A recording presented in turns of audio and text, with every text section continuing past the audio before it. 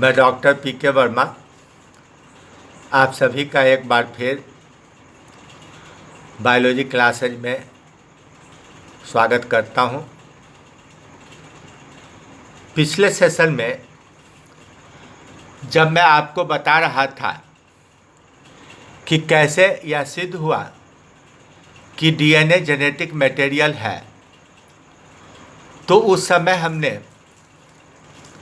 Griffith के द्वारा किए गए ट्रांसफॉर्मेशन रिएक्शन की खोज और बाद में एवरी मैकलियॉड और मैककार्थी के प्रयोगों को समझा था। लेकिन उसके बाद मेरे ध्यान में यह आया कि ट्रांसफॉर्मेशन रिएक्शन आप बायोटेक्नोलॉजी में पढ़ाए तो नहीं जाएंगे, लेकिन उसका उपयोग आपको जेनेटिक इंजीनियरिंग में करना है। तो जब इसका उपयोग जेनेटिक इंजीनियरिंग में होगा तो थोड़ा इसे विस्तार से दोहराते हुए समझना जरूरी है। इसलिए मैंने इसे अलग से एक टॉपिक के रूप में फिर से सेलेक्ट किया। मैंने बताया कि ग्रिफिथ नाम के वैज्ञानिक ने 1928 में डिप्लोकोकस न्यूमोनियाई या स्ट्रेप्टोकोकस न्यूमोनियाई नाम के बैक्टीरिया पर काम किया। यह बैक्टीरिया ट्रांसफॉर्मेशन करता है, कैसे करता है यही हमें समझना है। लेकिन इस बैक्टीरिया का महत्व यह है कि यह एक पैथोजेनिक बैक्टीरिया है, न्यूमोनिया नामक बीमारी उत्पन्न करता है। ठंडे क्षेत्रों के लिए और बच्चों के लिए यह खतरनाक रोग है और चूहे को यह मार देता है। उन्होंने हर एक रोगी के अंदर दो तरह का डिप्लोकोकस देखा, एक स्मूथ फॉर्म जिसके बाहर से पॉलीसैकेराइड का खोल लगा है और दूसरा रफ फॉर्म जिस पर ऐसा कोई खोल नहीं है। पॉलीसैकेराइड का खोल नहीं रहने के कारण इनकी सतह पर पिलाई निकले रहते हैं और ये देखने में रुखरे लगते हैं। अब इन दोनों का प्रभाव चूहे पर अलग अलग देखा जाएगा।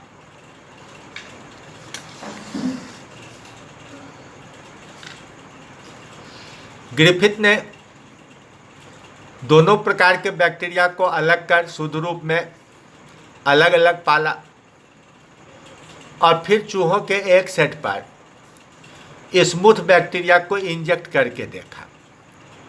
उन्होंने पाया कि बैक्टीरिया के कारण वे चूहे बीमार पड़ गए, मर गए। लेकिन जब रफ बैक्टीरिया का इंजेक्शन दिया गया तो चूहे को कुछ नहीं हुआ। तो इससे सिद्ध हुआ कि सिर्फ जीवित स्मूथ बैक्टीरिया रोगकारक हैं। अब उन्होंने ऐसे जीवित स्मूथ बैक्टीरिया को गर्म करके मार दिया। 40-42 डिग्री के ऊपर 50 डिग्री आते आते बैक्टीरिया मर जाते हैं। अब ऐसे मरे हुए बैक्टीरिया को जब चूहों में इंजेक्ट किया गया तो कोई प्रभाव नहीं पड़ा, चूहे जीवित रहे। इसका मतलब ये न्यूमोनिया उत्पन्न नहीं कर सकते हैं। इस तरह रफ बैक्टीरिया बीमारी नहीं उत्पन्न करता है, मरा हुआ स्मूथ बैक्टीरिया बीमारी उत्पन्न नहीं करता है। बीमारी सिर्फ जिंदा स्मूथ बैक्टीरिया उत्पन्न करता है। अब एक संयोग से उन्होंने एक नए प्रकार का प्लानिंग किया। मरे हुए स्मूथ बैक्टीरिया को जिंदा रफ बैक्टीरिया में मिलाकर चूहों में इंजेक्ट किया गया। चूहे मर गए। उसके ब्लड में स्मूथ बैक्टीरिया जिंदा पाया गया। यह आश्चर्यजनक करने वाला है, आश्चर्यचकित करने वाला। मरे हुए स्मूथ बैक्टीरिया पुनर्जीवित नहीं हो सकते। कोई भी मरा हुआ प्राणी फिर से जीवित नहीं हो सकता है, लेकिन जो जीवित है उसका कायांतरण, रूपांतरण संभव है।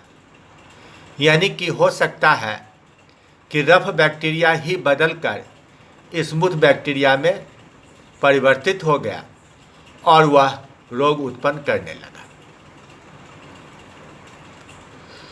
तो ग्रिफिथ ने अनुमान लगाया कि some genetic material from the dead smooth form of bacteria must have been entered into the host cell, the living rough form of bacteria, and converted them into S form.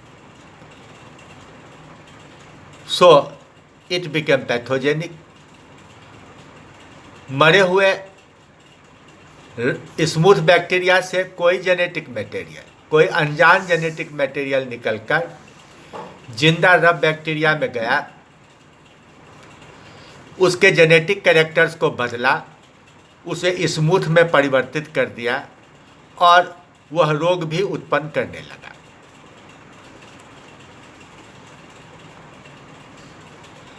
अब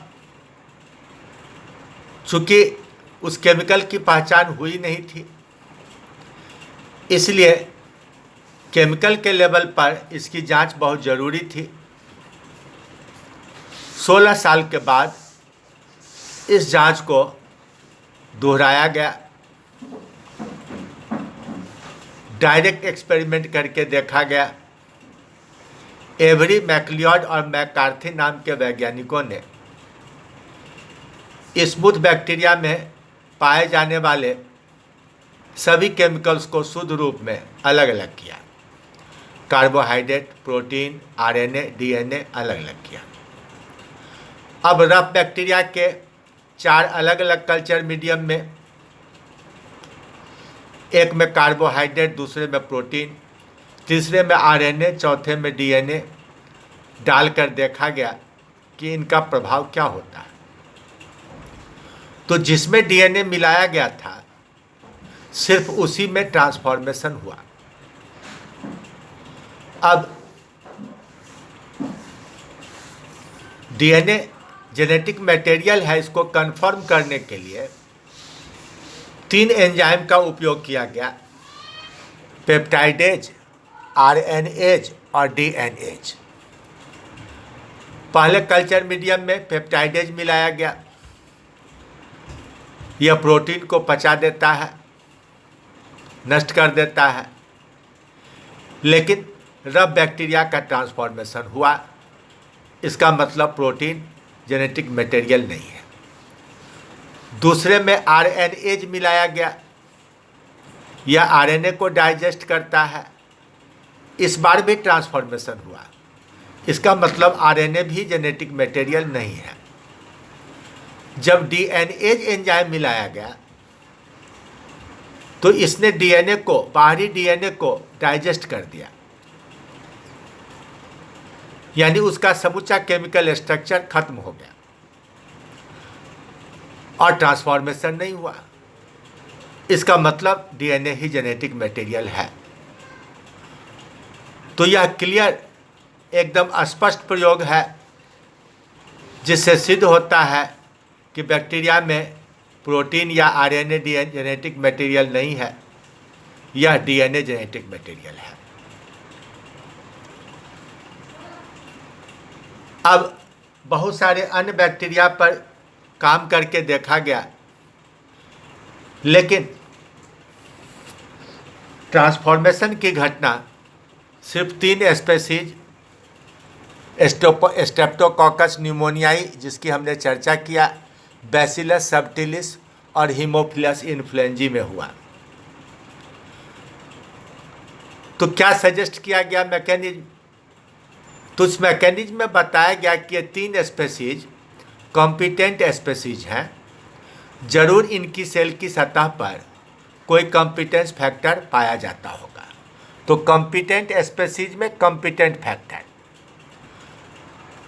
अब 60-70 के दौरान यह अनुमान लगाया गया कि कॉम्पिटेंस फैक्टर में 2 हिस्सा होना चाहिए, एक किसी प्रकार का न्यूक्लियस या डीएनएज और दूसरा ट्रांसलोकेज। अब उस समय यह मैकेनिज्म बताया गया कि डीएनएज की मदद से 2 में से 1 डीएनए को डाइजेस्ट कर दिया जाता है, एक स्ट्रैंड को, और उसके बॉन्ड टूटने से जो एनर्जी निकलता है उसकी मदद से ट्रांसलोकेज दूसरे स्ट्रैंड को होस्ट बैक्टीरियल सेल में भेज देता है। अब होस्ट बैक्टीरियल सेल अगर इस बाहरी चीज़ को पहचान जाएगा, उसे पचा देगा, तो बात खत्म, ट्रांसफॉर्मेशन नहीं होगा। लेकिन अगर वह बाहरी चीज़ को नॉन सेल्फ नहीं समझेगा तो उस पर कॉम्प्लीमेंट्री स्टैंड बन जाएंगे, 2 स्टैंड बन जाएंगे, और यह किसी तरह होमोलोगस साइट को खोजकर बैक्टीरिया के क्रोमोसोम में जुट जाएगा और जुट करके उसमें ट्रांसफॉर्मेशन शुरू कर देगा। तो यह बाहरी डीएनए है, किसी तरह ये अंदर आया, ट्रांसलोकेज फैक्टर्स की मदद से यह अंदर आया, डबल स्टैंडर्ड बन गया और ये जुट गया। यानी यहाँ पर होस्ट बैक्टीरिया ने इसको पहचाना नहीं, लेकिन अगर पहचान लेता तो यह डीएनए डिसइंटीग्रेट कर जाता, तो ट्रांसफॉर्मेशन नहीं होता। बाद में बैसिलस सबटिलिस में इसका डिटेल मैकेनिज्म बताया गया, जिसमें एक विशेष तरह का कॉम्प्लेक्स प्रोटीन फैक्टर है, यह डबल स्टैंड को अपनी सतह पर जोड़ता है। फिर यहाँ पर न्यूक्लियस है, अनजान का चिन्ह क्वेश्चन मार्क किया हुआ है, इसकी पहचान नहीं हुई है, जिसकी मदद से एक डीएनए स्ट्रैंड डाइजेस्ट हुआ और दूसरा अंदर आया। अंदर आते ही इस पर रिप्लिकेशन वाला मशीनरी जुटने लगता है, जिसमें पहला है single standard binding protein SSBP। यह जुट करके इसको प्रोटेक्ट कर लेता है और तब इस पर दूसरे धागे का निर्माण होता है। इस तरह से डबल स्टैंडर्ड डीएनए का निर्माण हो जाता है। तो इस प्रकार आपने डिटेल में जाना कि ट्रांसफॉर्मेशन कैसे होता है। अब इसी तरह अगर आप किसी बैक्टीरिया के कल्चर मीडियम में जो कॉम्पिटेंट स्पीशीज हो, अगर अपना मनचाहा डीएनए मिला देते हैं, ध्यान रहे यह छोटा टुकड़ा होना चाहिए, क्योंकि डीएनए जितना छोटा होगा ट्रांसफॉर्मेशन का रेट उतना ही ज़्यादा होगा। एक जीन की औसत लंबाई 1500 बेस पेयर के आसपास होती है। 2000, 3000, 4000, 5000 बेस पेयर की लंबाई आप लेंगे, 1-2 क्लोजली लिंक्ड जीन ट्रांसफॉर्मेशन में काम आएंगे। जैसे जैसे लंबाई बढ़ेगी ट्रांसफॉर्मेशन का रेट घटेगा। 30,000 बेस पेयर पहुँचते पहुँचते ट्रांसफॉर्मेशन रुक जाता है। Thank you.